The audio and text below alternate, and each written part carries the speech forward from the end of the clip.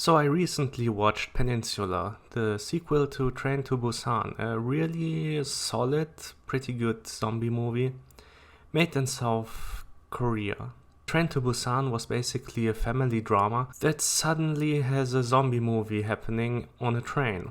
It was pretty good because you cared about the characters, and the setting was quite intense, because the people were on the train and the zombies were getting closer, wagon for wagon, and the zombies were taking more and more place in the train.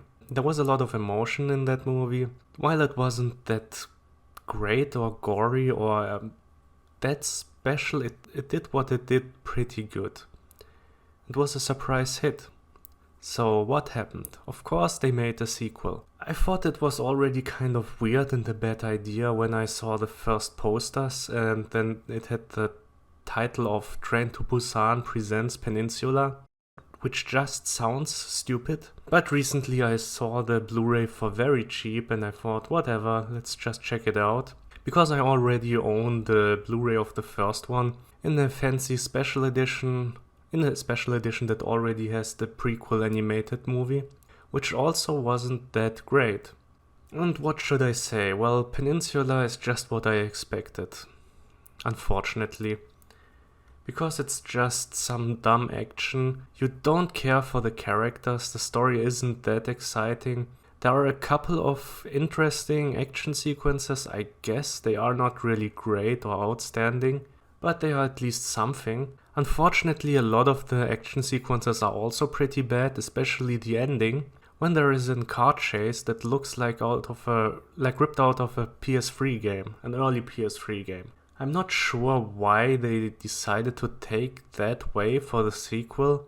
To be honest, I would rather prefer that they took something similar to the original and just have the outbreak still happening and focus on another group of characters. I would have even preferred to see how they focus on the girl that survived in the first part, but as far as I remember they didn't even do that.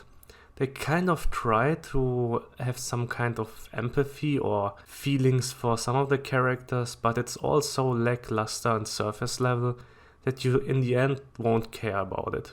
It's basically kind of Army of the Dead and not quite as bad, but still not good. It's painfully mediocre. The main character is sidelined for most of the movie actually, and you just see things happening and nothing is that interesting. Also, the action, as I said, for the most part it's nothing special. I thought also that it is weird. In the beginning the main character was shooting zombies and wasn't able to hit them in the head or permanently kill them.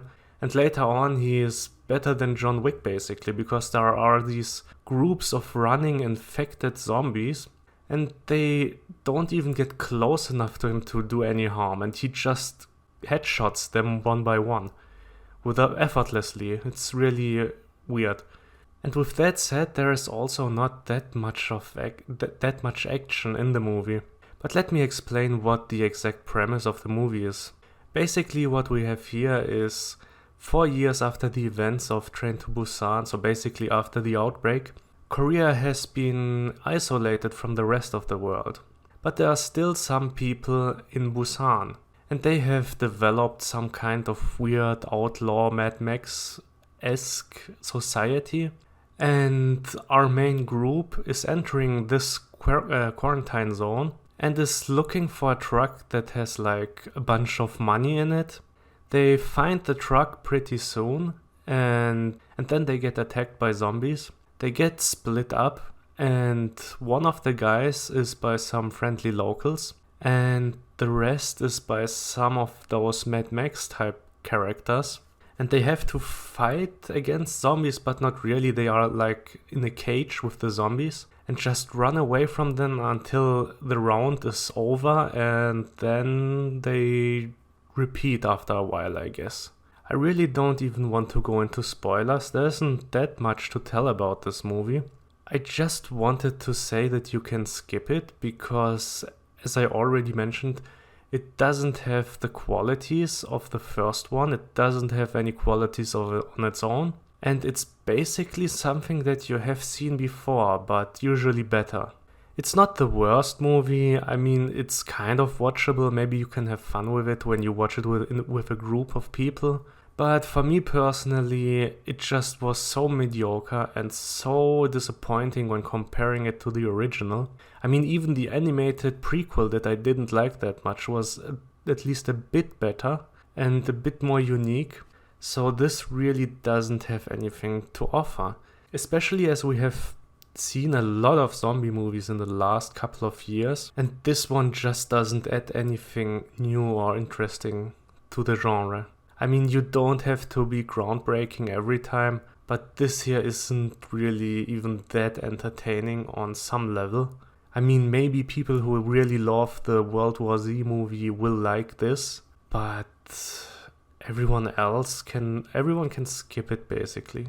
I'll give this one a 5 out of 10, but to be honest, as I said, it's so mediocre you can skip it.